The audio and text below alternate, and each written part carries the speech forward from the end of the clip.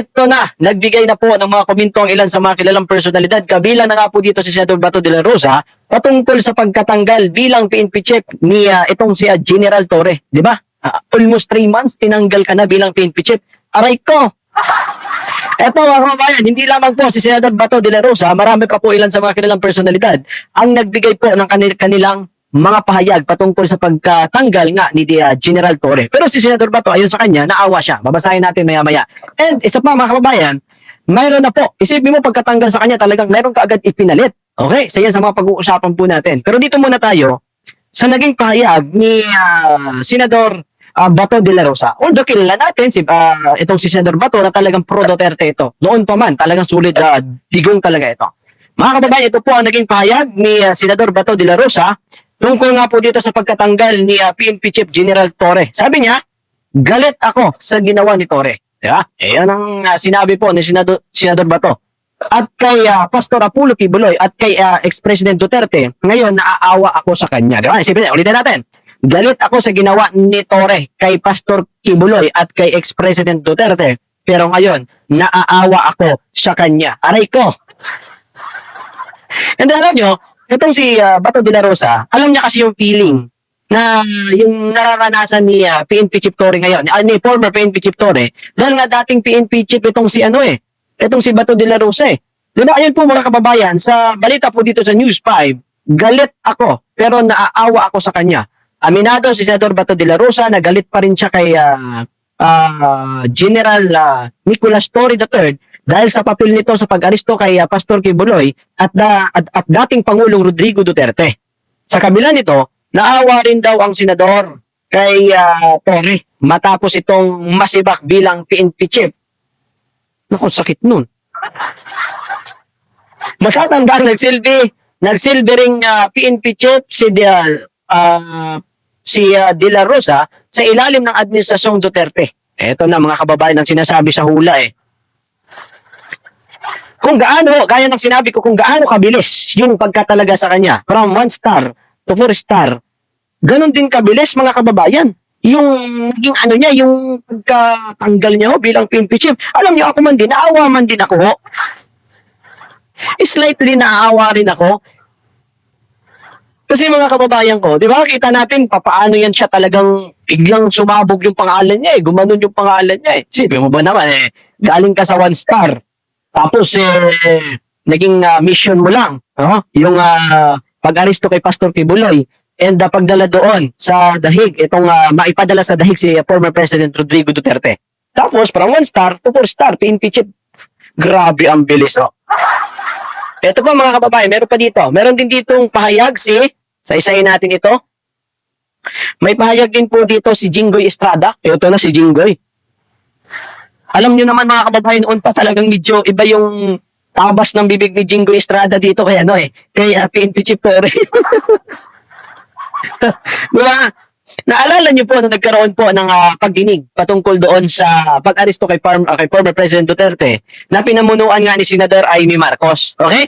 Diba? Naalala nyo na talagang iba yung tabas ng bibig nitong si Jinggoy Estrada, Senador Jinggoy, kay PNP Chief former PNP Chief na bala, wag na natin tawagin siyang PNP Chief, So, former PNP Chief General Torre, mga kababayan. Sabi po dito mga kababayan, sa sinabi po ni Jinggoy Estrada, noong umpisa pa lang talagang masama ang impression ko kay Torre. Pero he was doing his job as the PNP Chief. Okay? Yan po ang sinabi po ni Jinggoy Estrada.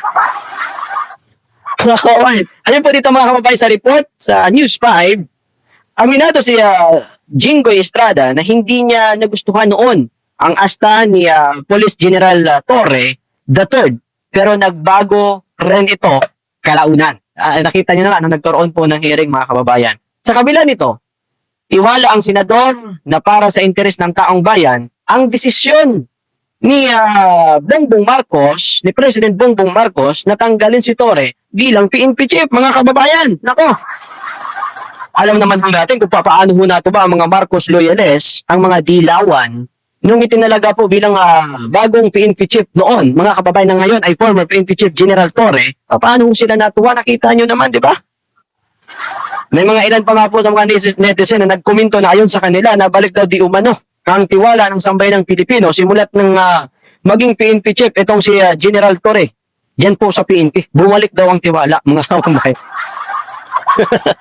Yan po ang sinabi po, mga kababayan, ng ilan po sa mga netizen natin. Sabi po dito, mga kababayan, itong sinabi ni Senador Jinggoy, if you remember, the first time when was appointed as CPNP, sinabi ko, we have the most arrogant chief of Philippine National Police, saad ni Estrada. Nako, eto, naalala ko to, nung sinabi nga po ni Jinggoy Estrada na the most arrogant PNP chief, mga kababayan, ito yung sinabi niya kay former PNP chief General Torre. Pero gaya ng sinabi ko, ang bilis, no? Isipin mo pagkatanggal sa kanya, as in, pinalitan agad, mga kababayan. Meron ditong payag si, may payag dito si Senador Bato de la Rosa, eh. Eto, tingnan muna natin itong sunod, mga kababayan. Parang, ito din yata ang naging pahayag ni...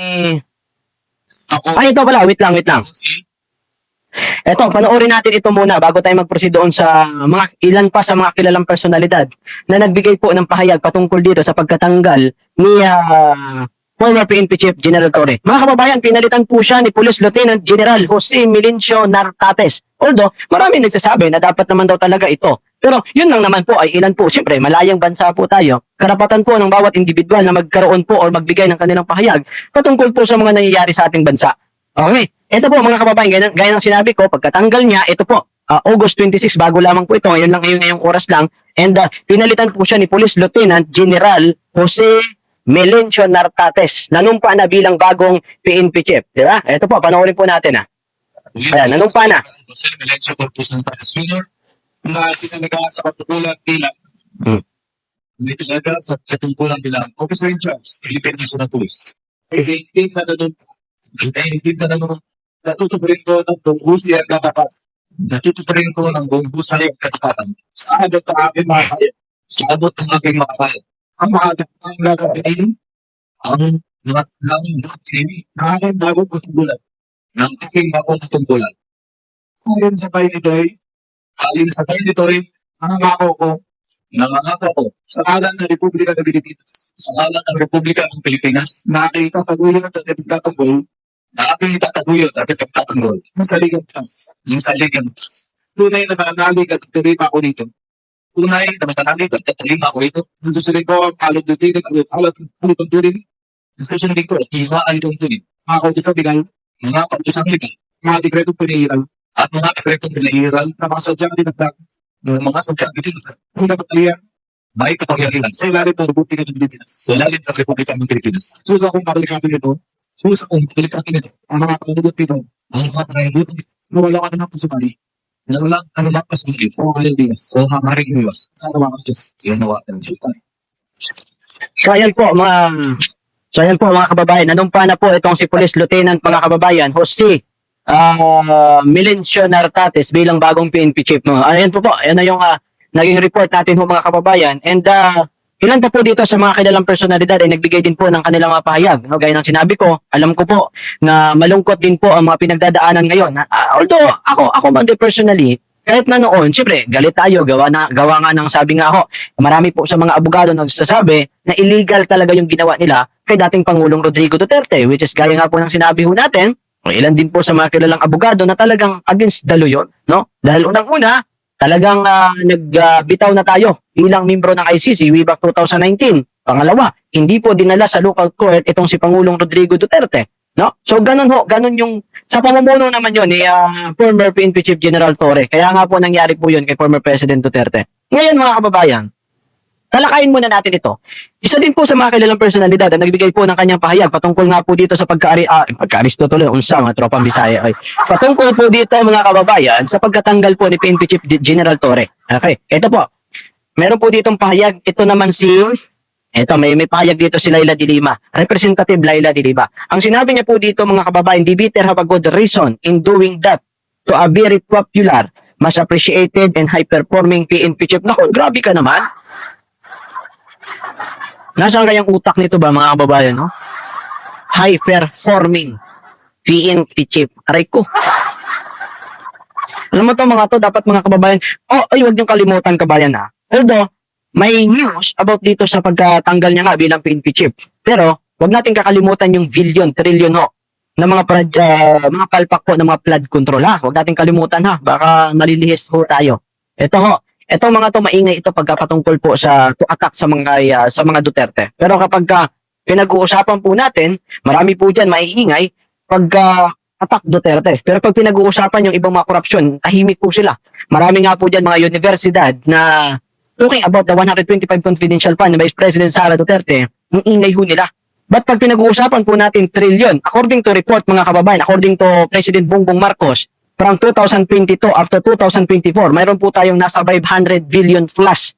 But ayun din po mga kababayan kay Attorney Senador Marcolita, na suma total, kung tutotalin po natin, way back 2022 up to isasabay natin ang 2025, nasa around 1.2 trillion. Isipin po niyo po kung gaano kalaki yan. Trillion ha? Trillion. Ang laki ho nun mga kababayan. Diba? Yan nga po sa naging post ni Cathy Binag, kung ang 1 trillion hinati-hati sa 100 million na tao dito po sa Pilipinas, meron po silang tigsa 10,000.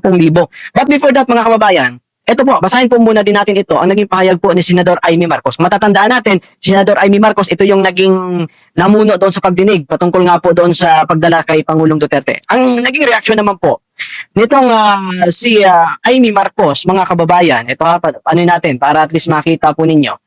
Ang sinabi naman po dito, ni Senador Amy, sinita ko si Torre, hoy, bakit ganon? May pa-question mark ha, hoy, bakit ganon? Nako, may balik yan. Yan pong sinabi ni Amy Marcos.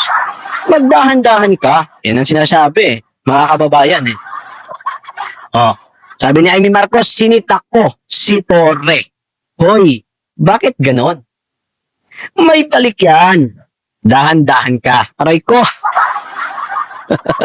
Pero wag niyong i-skip yung video na ito dahil meron dito naging pahayag si Senador Bato de la Rosa na mamaya papakita ko sa inyo yung video mga kababayan. Okay? So, by the way, ito muna, titingnan muna natin itong sinabi po dito ni wait lang ha, ni Amy Marcos. Ayun po sa report ng News 5, hindi ko alam, magdidilang anghel ako. Ito pa ha,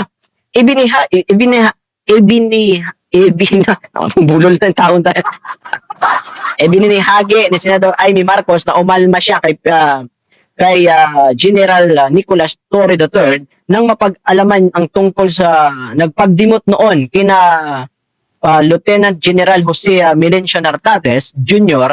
at iba pang general na Ilocano. O nga kasi may issue ito mga kababayan, medyo nagkaroon ito sila ng alamat between doon nga kaya dito sa Anapolcom, di ba? Nakita niyo yung mga issue na yon. But tuloy po natin, di ko naman alam na magdidilang anghel ako at nagpapaumanhi ako. Wala akong alam saad ng senador. Ang alam ko lang, ang balita ko doon sa mga appointment ng mga RD at iba pa, talagang hindi sila nakapag-consulta kay Secretary John Vic. Hindi naman tama yon. Dagdag pa ni Senador Amy Marcos. Na yan ang sinasabi sa hula eh. Kung gaano kabilis, sabi ko na dahan-dahan lang kayo eh. Diba? Dahan-dahan lang kasi may balik yan. Alam nyo naman yung ating yung kataas-taasan ho natin ay hindi ho yan natutulog. By the way mga kababayan, meron po dito naging pahayag si Senador Bato de la Rosa. Ito na po, ipapakita ko na sa inyo para at least malaman po ninyo. Ito. Morning, before his mandatory retirement age of 56. So this Monday, he doesn't give up his rank, his full standby. Ay, pwede ang G20 o yung G20 pwede yung natrista na po. Ang sabi natin, this because handa po yung compared yung posta ka po yan. Because according to kayo, yes, sir, Mr. Juan Castavan in Philippine National Police, and that is the chief PNP. Ngayon, na siya ang chief PNP, siya binigyan ng posta na, hindi pwedeng magkakaroon ng dalawang posta. Kung rinitaling mo na siya, bago siya, So, magre-resign pala muna mga kababayan. Kailangan mo nang mag-resign ni PNP Chief Torre, no? Para umakyat bilang PNP Chief itong si Police Lieutenant Nartates, mga kababayan. So, yung aabangan ho natin. Pero meron din ditong meron din ditong pahayag itong si Gadan eh. Ano ba tawag? Meron ba kaya? Meron din ditong pahayag si Ang sabi niya po dito, mga kababayan, sabi po dito ni Representative Persik Sindanya, aray ko. Sabi niya dito, yung mga sangkat sa flood control project dapat ang sibakin. Pero si Chief PNP ang tinanggal. Ang nyari, nagtatanong ka pa ha? Hindi mo alam? Nagtatanong pa siya kung bakit daw hindi tinanggal si PNP Chief Torre. Sabi dito ni Representative Percy Sindanya, mga kababayan. Well, alis na nga tayo dyan. Baka marami mga viewers natin mainis kapag nakita yung pagmumukha na yan, mga kababayan. But meron din po dito, mga kababayan, pahayag po si kasalukuyang Senador Ping Lacson na posibilidad na ito yung dahilan na although at this time wala pa naman talagang pinapublic na ano ba talaga ang dahilan kung bakit tinanggal si PNP Chief Torre bilang PNP Chief, si former PNP Chief Torre. Pero may pahayag dyan si Senador Ping Lacson, mga kababayan. Basahin po natin. Ayan po ito sa report ng DWIZ 882. Ito po, mga kababayan, ang mga posibilidad na, kumbaga, dahilan kung bakit tinanggal si PNP Chief Torre. Ito PNP Chief Nicolas Torre III sinibak dahil sa paglabag sa tamang proseso ng NAPOLCOM. Kasi kung nakaalala nyo nga, nung nakaraan, maugong yung medyo nila, di ba? Yung issue patungkol dyan. Inihayag ni Senador Ping Lacson na ang paglabag ni PNP Chief General Torre III sa pag-reshuffle. Oo nga, di ba naalala nyo dati may mga ganong issue. Sa pag-reshuffle nito kina Police Lieutenant General Jose Melencio Nartates and Police Lieutenant General Bernard Banak bilang Deputy Chief for Administration ng dahilan ng pagkakasibak nito. Possible, mga kababayan, ito yung sinasabi ni Ping Lacson, na possible ay isa yan sa mga dahilan, no? Although, gaya ng sinabi ko, at this time, wala pa naman talagang formal na inilalabas in public na kung ano talaga ang pinaka-reason kung bakit nila sinibak itong si PNP Chief General Torre. Ayon kay Lacson, hindi dinaan kay Pangulong Ferdinand Marcos Jr. or kahit sa ex-officio chairman na National Police Commission or NAPOLCOM. Ang desisyon nito na pagpapalitin ng posisyon sina Nartates and Banak. Okay? So, yun yung possible daw, na dahilan kung bakit tinanggal itong si PNP Chief Torre. But gaya ng sinabi ko, at this time, yan po ay, haka-haka pa lamang. No? Kasi wala pa naman talagang totally na inilabas talaga na reason kung bakit po tinanggal si PNP Chief General Torre, mga kababayan. Si former PNP Chief General Torre. So, medyo hindi ko alam kung ano yung mararamdaman ng mga kababayan natin. No? Pero gaya ng sinabi ko, mga kababayan, iba naman dyan yung, yung mga naging pahayag ni Atty. Rowena Guanzon. Kasi kung matatandaan po natin, si Atty. Rowena Guanzon ay dati itong Pinklawan. Matatandaan niyo po, Anti-Marcos, Pinklawan, support Lini Robredo, Vice President, former Vice President Lini Robredo, mga kababayan. Ito po, meron kasing lumabas, mga kababayan, na video in social media na di umano, ito yung mga posibilidad na dahilan. Ngayon nga, although bawat isa po sa atin, may mga haka-haka, may mga namumuo sa ating mga isipan kung ano ba talaga ang dahilan. Pero ito po, ito naman yung sinabi po ni Rowena Guanzon na possible ito daw ang dahilan. Panoorin po natin, mga kababayan na. Ito nga.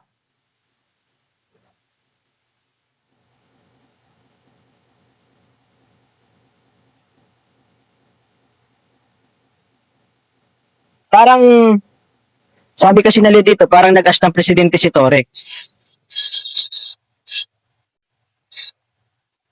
Huh?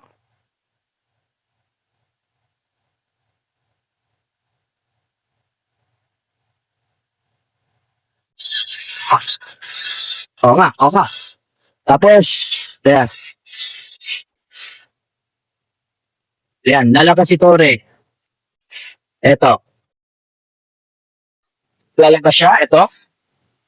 Yung sinakyan niya po is naka-blinker, no? Naka-blinker po ang sinakyan ni PNP Chief General Torre, mga kababayan. And tingnan ko muna kung ano yung, ito papakita ko sa inyo, kung ano yung komento dyan ni Atty. Rowena Guanzon. Patungkol nga dyan sa kumalat po sa social media, ang video po na yan, no? Na parang nagsabi nga ng ilan sa mga netizen po natin na di umano ay parang nag-astang presidente itong si PNP Chief General Torre, no?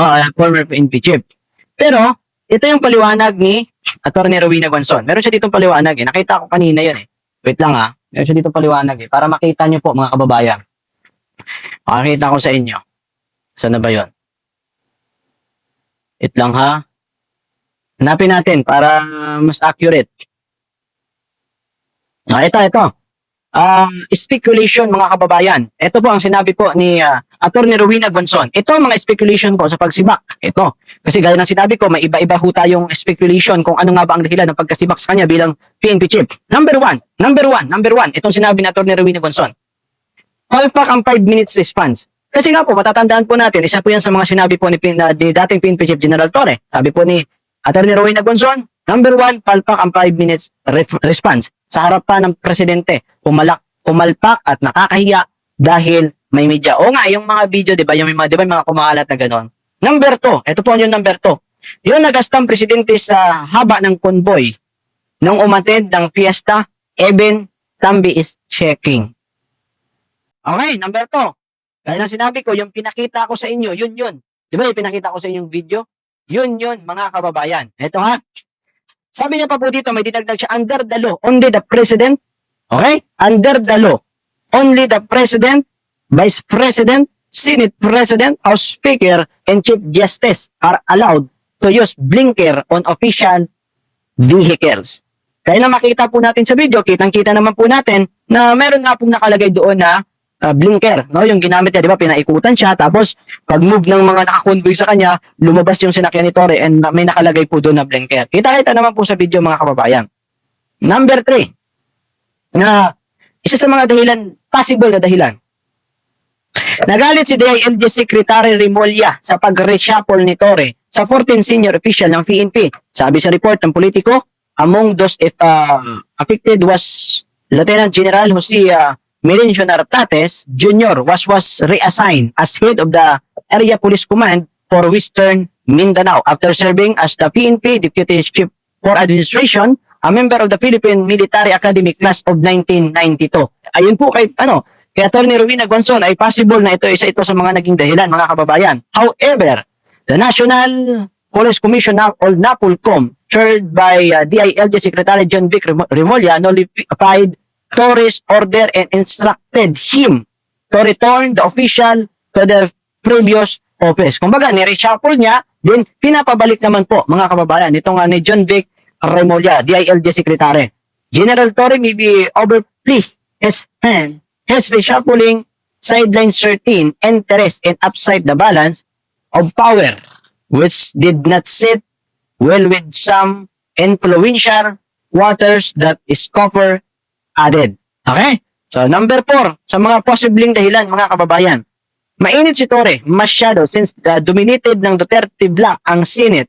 Baka magka-problema ang PNP pagsalang ng budget ng DILG. O nga, kasi DILG ang sasalang ng budget nito. In short, pwedeng hiniling ang ulo. O nga, mga kababayan, possible din. Kasi nga, nakikita naman po natin, pagdating po sa Senado, malakas ang Duterte Black. Lalong-lalo na po, nandyan sila Senador Bongo, Bongo, Bato, Robin, Marcolita.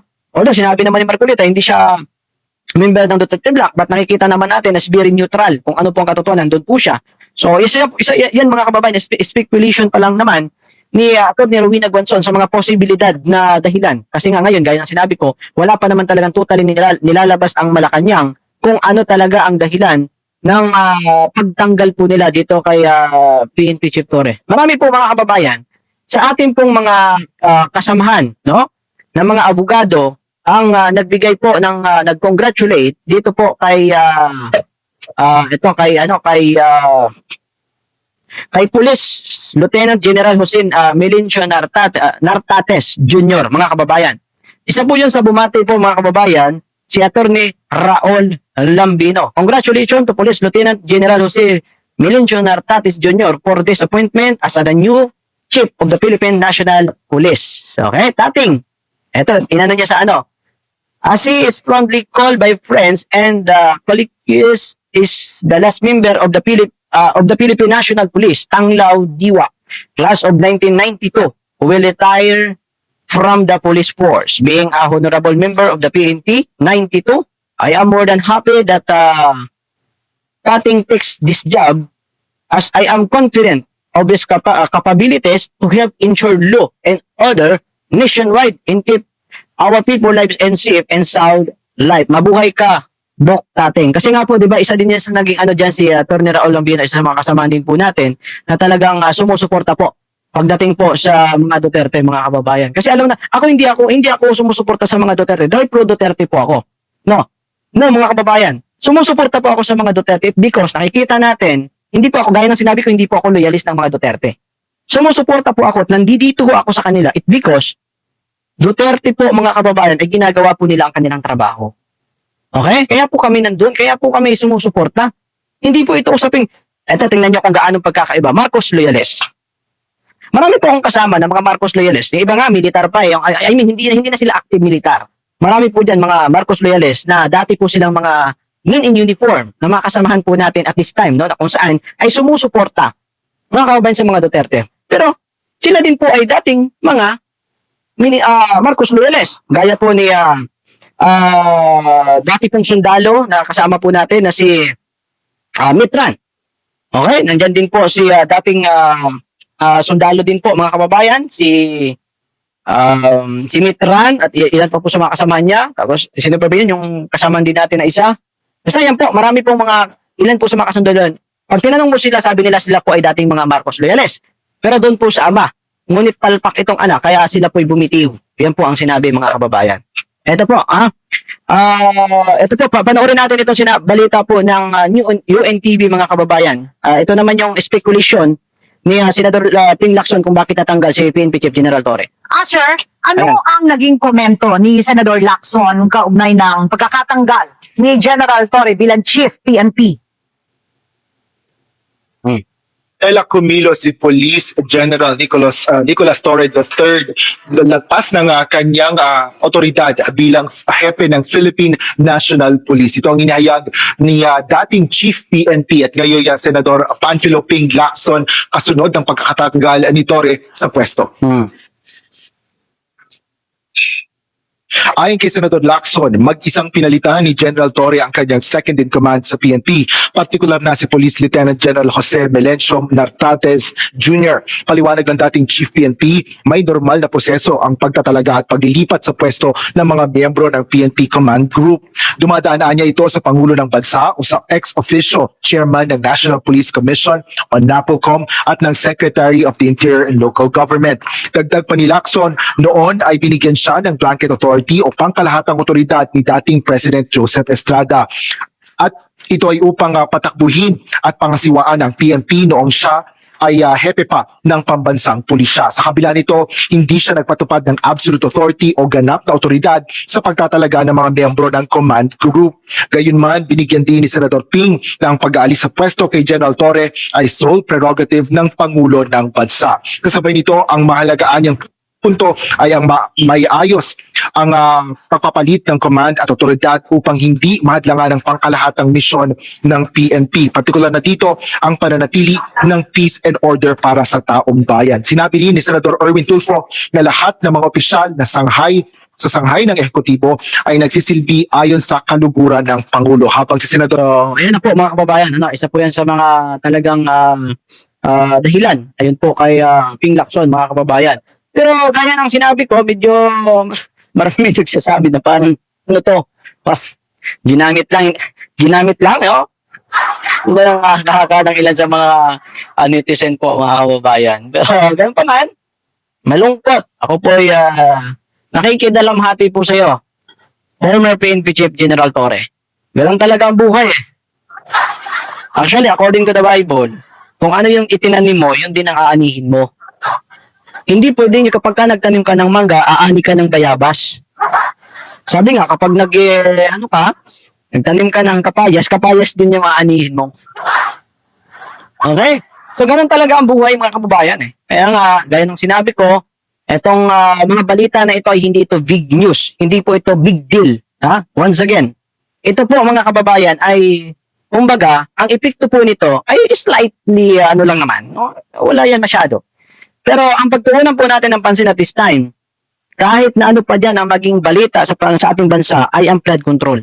Sa mga palpak po na flood control project na kung saan ay meron po itong budget na milyones, trilyon, mga kababayan. Okay, doon po tayo mag-focus. Although siyempre binabalita lang natin ito, because siyempre Tayo naman po ay talagang simula noon ay nakasuporta sa mga Duterte dahil alam nyo naman kung ano po ang ginawa ng mga Duterte sa bansa natin. Once again, meron po akong iiwan sa mga Marcos vlogger. Gaya ng sinabi ko, kung talagang sinasabi nyo magaling na Pangulo si BBM, mag-survey tayo. Pustahan tayo, sport lang, walang personalan. No? So, ganon. 20,000 ang pusta, paglamang si BBM, 10,000 naman paglamang si Digong. Yun lang ka-basic, di ba? Ang laki ng panalo nyo. Ang tagal ko na nag-ano, pero kahit na pinipersonal ko na yung mga Marcos vlogger, hindi ko makasa sa akin. Dahil first of all, mga kababayan, alam nila talo talaga si BBM pag magdating sa survey. Mas di hamak na mas gusto ng tao ang panunungkulan, ang pamumuno ni dating Pangulong Rodrigo Duterte bilang Pangulo ng Pilipinas. Kung babalikan po natin way back 2016 up to 2022, talagang first time in the history na si dating Pangulong Rodrigo Duterte nakakuha ng pinakaha, ibig sabihin pinakamataas po ng approval trust ratings before siya bumaba bilang Pangulo ng ating bansang Pilipinas. Diba? So, naglalaro yun sa 60, 70, ganun yung trust approval ratings ni dating Pangulong Rodrigo Duterte. Okay, hanggang dito na lang muna kabayan. Kita-kita po tayo sa next video natin. And alam ko na marami pa posibleng mangyari sa mga susunod na araw.